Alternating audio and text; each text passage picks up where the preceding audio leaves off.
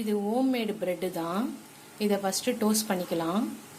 ஒரு பிரெட்டு மேலே மட்டும் சிக்கன் தொக்கை ஸ்ப்ரெட் பண்ணிவிட்டு சிக்கன் பீஸை போட்டுடலாம். சிக்கன் பீஸ் வச்சாச்சு. இதுக்கு மேலே வெள்ளரிக்காய் வெங்காயம் வச்சுக்கலாம். வெள்ளரிக்காய் வெங்காயம் வச்சாச்சு.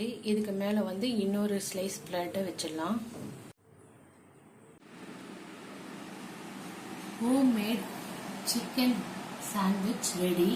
நீங்களும் வீட்டில் ட்ரை பண்ணிவிட்டு எப்படி இருந்தது கமெண்ட் செக்ஷனில் கமெண்ட் பண்ணுங்கள்.